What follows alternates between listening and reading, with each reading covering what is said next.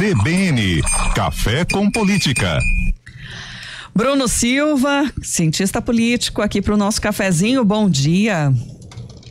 Olá, muito bom dia, Sandra. Bom dia, Felipe Pereira e, claro, os nossos queridos ouvintes. Muito bom dia, Bruno. Bruno, chamando a atenção aqui para uma medida do governo do estado que divulgou ontem a lista de escolas que vão adotar o modelo cívico-militar. Aqui na região, o novo modelo vai estar em 9 cidades. E aí aproveito aqui para trazer alguns detalhes a respeito disso. Campinas tem 2, a Eliseu Narciso Reverendo, do DIC 3, e a professor Messias Gonçalves Teixeira, no Jardim Nova Aparecida. Piracicaba são 2 unidades, a professora Abigail de Azevedo Grilo, na Vila Resende, e Edson Rontani, no residencial Altos do Piracicaba.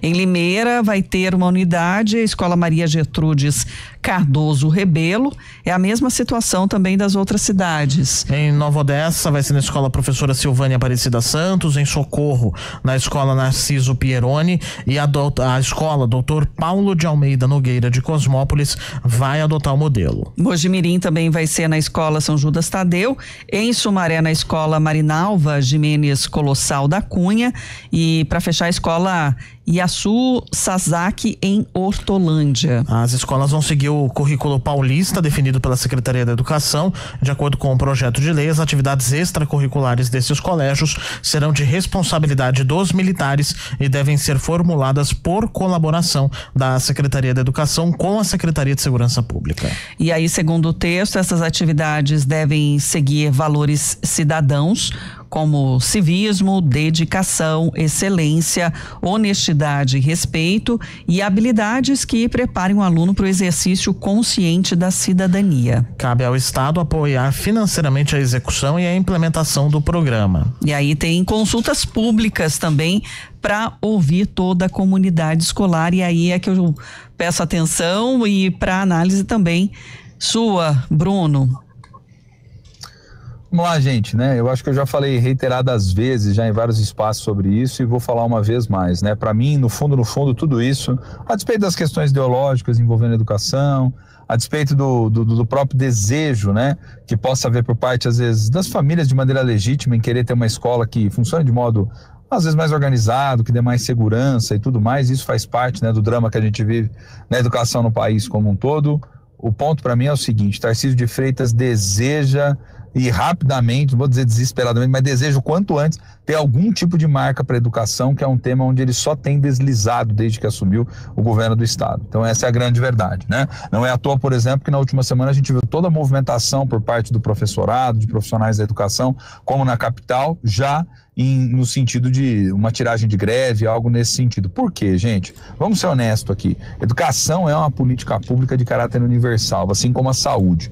Políticas públicas de caráter universal, ou seja, que são destinadas a uma ampla parcela da população, todas elas sempre vão carecer de uma dificuldade, de um mal, que é conseguir associar quantidade com qualidade daquilo que é feito. É sempre muito difícil. Quando você tem uma quantidade menor, a probabilidade de que você consiga, de algum modo, entregar serviços, às vezes, mais precisos, mais de uma atenção mais próxima, né? Então não é de hoje que a gente fala em problemas nessas áreas, como a área da educação, a área da saúde.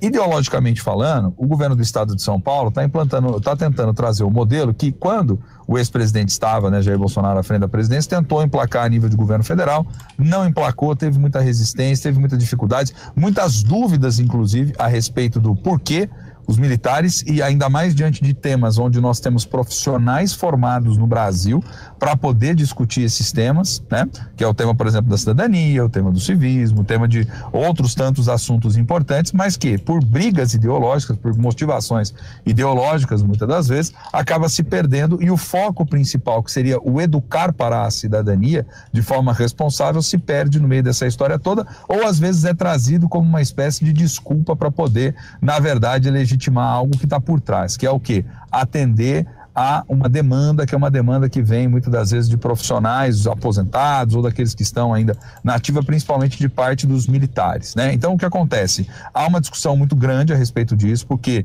se a gente parar para pensar, ao longo do tempo, no estado de São Paulo, a gente tem conferido muito mais descontinuidade de modelos educacionais do que uma continuidade. Não há até hoje um debate legitimamente sério e mais aprofundado, ouvindo o professor de fato, né? E não aquilo que está na propaganda eleitoral, não aquilo que está na propaganda, sobre os investimentos na área da educação. Os problemas se avolumam dentro da escola, porque a escola é um microcosmos da própria sociedade. O profissional da educação que está me ouvindo do outro lado, o coordenador, o diretor, sabe muito bem do que a gente está falando, né? A escola, ela é uma caixa de ressonância, então, se há problemas na base, na estrutura, que é problemas muitas das vezes nas famílias, nas relações violentas que estão no bairro, na própria comunidade, nos lugares em que é frequentado, isso é levado também para dentro da sala de aula. Então, acho que há um problema muito maior e, para mim, isso soa muito mais como tentativa de tentar buscar emplacar um modelo para chamar de meu, do que necessariamente, né, um olhar mais amplo, um olhar mais estrutural, um olhar mais significativo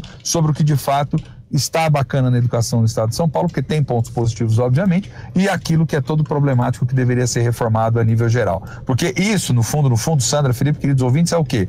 Vai se jogar muito mais dinheiro nesses modelos para depois dizer que eles vão funcionar infinitamente melhor. Então, a gente vai ter que manter um olhar muito atento. E isto é, se de fato conseguir cumprir com aquilo que inicialmente está prevendo, porque lá atrás, a nível de presidência da República, não decolou, não deu certo, não foi adiante. Agora, a previsão dentro do estado é que 50 mil estudantes, então, sejam atendidos para essas atividades que começam no segundo semestre. O programa será implantado em 89 municípios do estado de São Paulo. Você falou aí que não era um olhar, né, muito atento para esse setor, Bruno. Agora, pela manhã, inclusive, ainda daqui a pouquinho, o governador, ele vai anunciar lá na AgriShow, em Ribeirão Preto, a maior feira do agronegócio do país, um pacote de investimento de 600 milhões para o setor agropecuário paulista. Aí sim, um setor mais voltado também para suas ideias, né, de governo.